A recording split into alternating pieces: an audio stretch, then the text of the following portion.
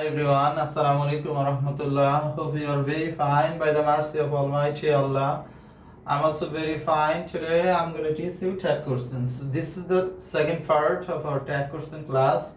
Last class I gave you about 70% rules, and today I also give you some more rules. দেখো তাহলে এইটুকু হলো আমাদের revision part.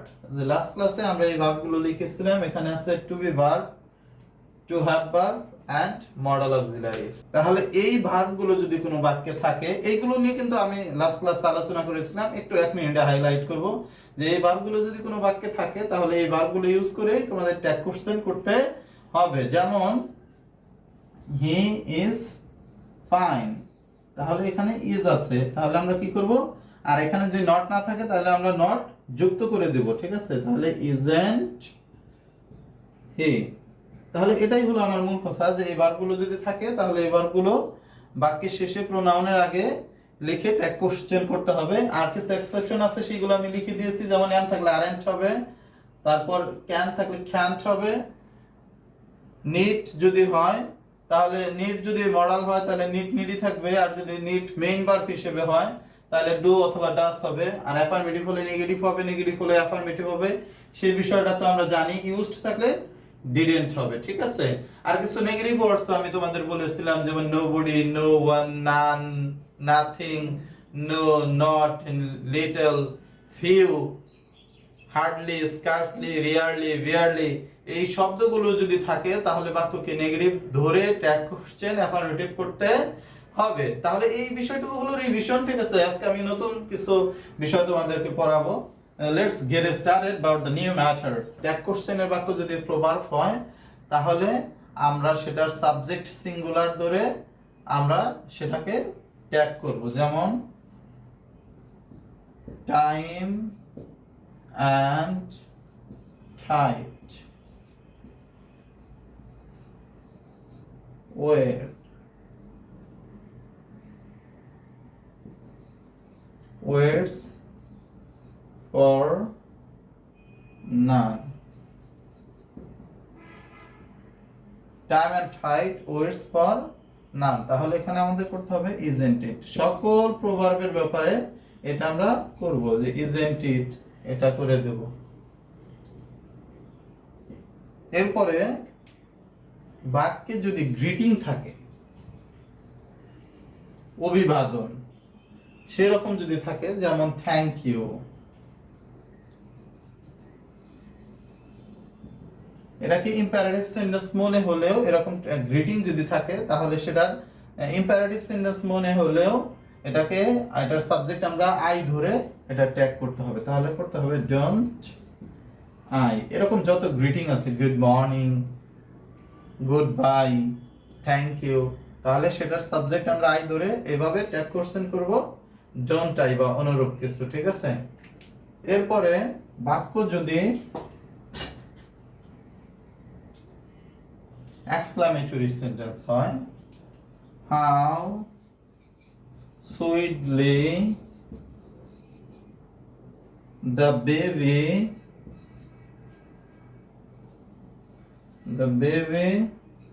talks,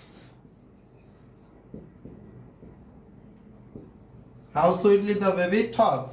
তাহলে এটা সিম্পলি আমরা অ্যাসার্টিভ সেন্টেন্সের ট্যাগ যেভাবে করি সেভাবেই করব।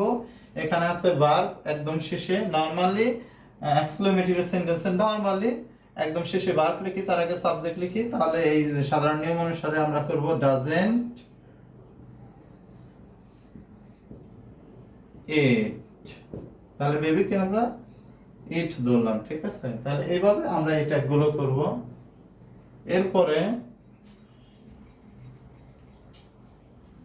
সাবজেক্ট যদি এমন হয়, some of us did it, তাহলে এরকম যদি সাবজেক্ট থাকে, ঠিক আছে? Some of them, some of us, many of them, many of us, এরকম যদি থাকে তাহলে এই অবজেক্টিভ ফর্মকে আমরা সাবজেক্ট ধরে এটা ট্যাগ করব। তাহলে didn't we,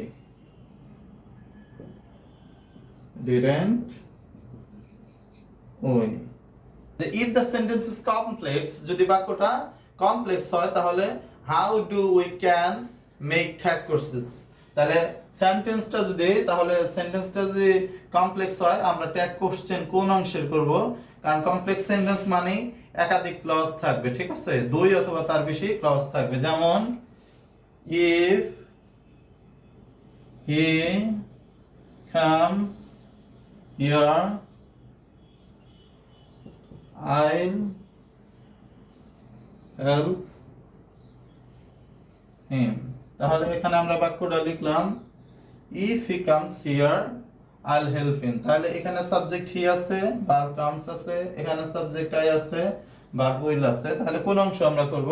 আমি আগেই বললাম যদি সেন্টেন্স কমপ্লেক্স হয় ইন মোস্ট কেসেস, কিছু এক্সেপশন ব্যতীত প্রায় সব ক্ষেত্রেই মেইন ক্লজ যেটা, অর্থাৎ বাক্যের যে অংশে though, although, since, as, if, WS words এইগুলো থাকবে, সাবঅর্ডিনেটিং কনজাংশনস থাকবে, সেই অংশে ট্যাগ কোশ্চেন করা যাবে না। এই শব্দগুলো যদি শুরুতে থাকে তাহলে প্রথম অংশে ট্যাগ কোশ্চেন করা যাবে না। আর এই শব্দগুলো যদি এই সাবঅর্ডিনেটিং কনজাংশনস যদি বাক্যের মাঝখানে থাকে তাহলে দ্বিতীয় অংশে ট্যাগ কোশ্চেন করা যাবে না, ঠিক আছে। তাহলে আমরা সেই অনুসারে এই অংশে ট্যাগ কোশ্চেন করব। তাহলে এই অংশে ট্যাগ কোশ্চেন কি হবে?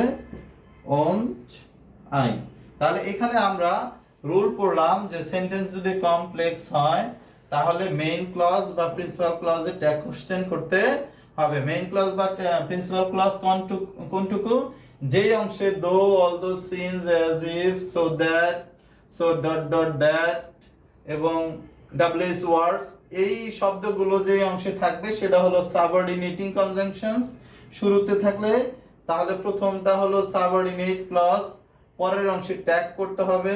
আর যদি মাঝখানে থাকে তাহলে প্রথম অংশে ট্যাগ কোশ্চেন করতে হবে। তাহলে এটা হলো আমাদের আজকের প্রথম রুল। দ্বিতীয় রুলটা হলো যে বাক্যে যদি কমন নাউন থাকে, সাবজেক্ট হিসেবে কমন নাউন থাকে কিন্তু সেটা যদি অ্যাবস্ট্রাক্ট নাউন হিসেবে কাজ করে, যেমন দ্য মাদার ইন হার রোজ। তাহলে এখানে এটা কিন্তু একটা কমন নাউন, কিন্তু এখানে আমি একটা ট্রিক বলি যে দা প্লাস কোনো সম্পর্কের নাম, দা প্লাস কোনো কমন নাউন, তারপরে ইন এরকম যদি কোনো কিছু থাকে তাহলে সেটা কিন্তু অ্যাবস্ট্রাক্ট নাউন হিসেবে কাজ করে, অর্থাৎ এটা গুণ হিসেবে কাজ করে। এটা কিন্তু মাদার মা না, এটা হলো মায়ের গুণকে বোঝানো হয়েছে, মাতৃত্ব। দা মাদার ইন হার রোজ, তার মাতৃত্ব জেগে উঠলো। তাহলে মাতৃত্ব বলতে তো আমরা বুঝি মায়ের আদর, স্নেহ, ভালোবাসা এইগুলো, ঠিক আছে। তাহলে এখানে এটার প্রোনাউন হবে ইট। তাহলে ডিডেন্ট ইট। তাহলে এখানে আমরা জানলাম এখানে যেগুলো কমন বিষয়গুলো হয় সেগুলো আমি বলে দেই। The mother, the father, the brother, the sister অথবা দ্য বিস্ট। যেমন দ্য বিস্ট, বিস্ট অর্থ পশু, এটা একটা কমন নাউন। দ্য বিস্ট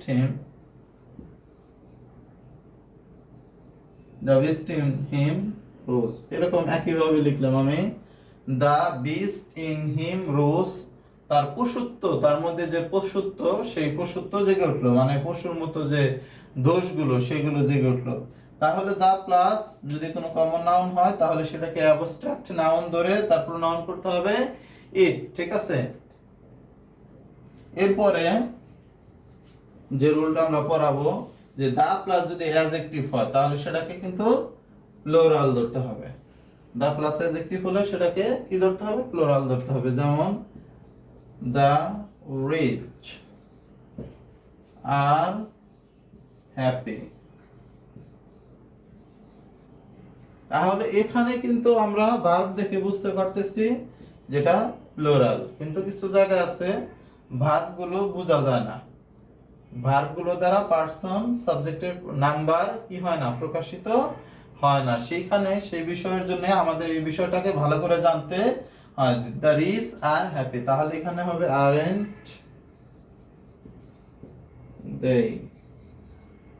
যেমন কোন জায়গাতে বোঝা যায় না? The good should be awarded.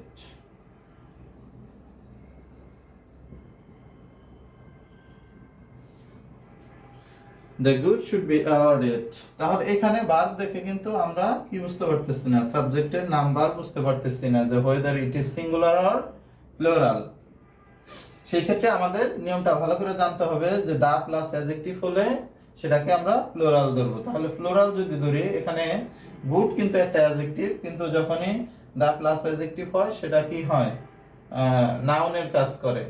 এখানে ভালো মানুষদেরকে বোঝানো হয়েছে, দা গুড মানে ভালো মানুষেরা। যদি বলি দা অনেস্ট সৎ লোকেরা, এরকম করে আমাদের বোঝাতে হবে। যেমন এটা কিন্তু একটা অ্যাডজেক্টিভ, এটা কিন্তু কোনো নাউন না, যদিও আমরা এটা ব্যবহার করতে সবাই অভ্যস্ত, এভাবে চিন্তা করি কিনা আমি জানি না। তাহলে এটা হলো একটা অ্যাডজেক্টিভ। অ্যাডজেক্টিভ রিচ এখানে আসলে ব্যক্তির যে সম্পদ, সেই সম্পদের বিষয়টা বোঝানো হয়েছে, প্রাচুর্যের বিষয়টা বোঝানো হয়েছে, যে তার অনেক সম্পদ আছে। এটা রিচ দ্বারা কিন্তু কোনো ব্যক্তিকে বোঝানো হয়নি, কিন্তু যখনই এই রিচের আগে অ্যাডজেক্টিভের আগে দা হয়েছে তখন ওই সম্পদশালী ব্যক্তিকেই বোঝানো হয়েছে। তখন এই রিচ দ্বারা সম্পদকে বোঝানো হয় নাই, বরং যেই ব্যক্তি এই সম্পদের মালিক তাকে বোঝানো হয়েছে। অনুরূপ এটা যে গুড অর্থাৎ ভালো গুণ সম্পন্ন যেসব ব্যক্তি তাদেরকে বোঝানো হয়েছে। The good should be awarded, ভালোদের পুরস্কৃত করা উচিত। তাহলে সেই হিসাবে আমরা এখানে করব হলো শুডেন্ট দে।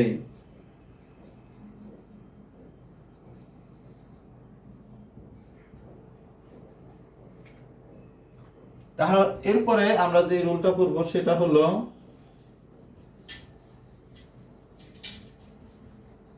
কোন বাক্যে যদি বাক্যের ফার্স্ট ক্লজে যদি সাবজেক্টের পরে think, hope, expect, think, hope, expect এই ভার্বগুলো থাকে, তাহলে এগুলো ট্যাগ কোশ্চেন করা যাবে না, পরের অংশে ট্যাগ কোশ্চেন করতে হবে। যেমন I think,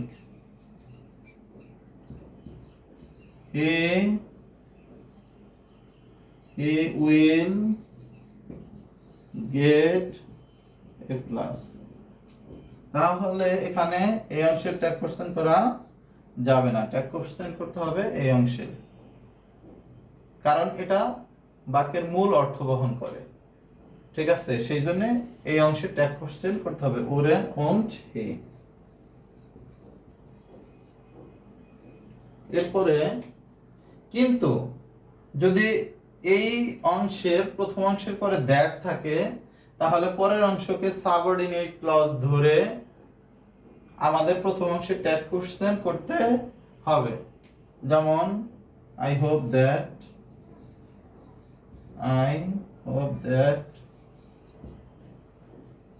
he will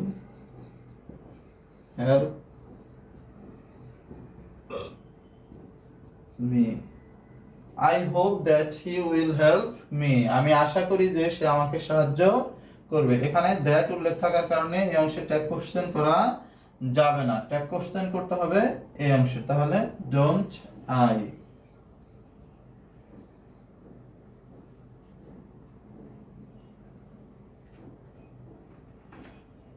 এখন কম্পাউন্ড সেন্টেন্স যদি হয়, তাহলে আমরা তার ট্যাগ কোশ্চেন কিভাবে করব?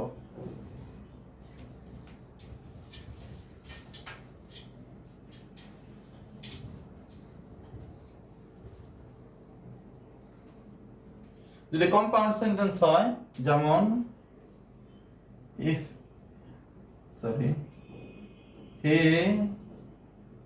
reads a lot,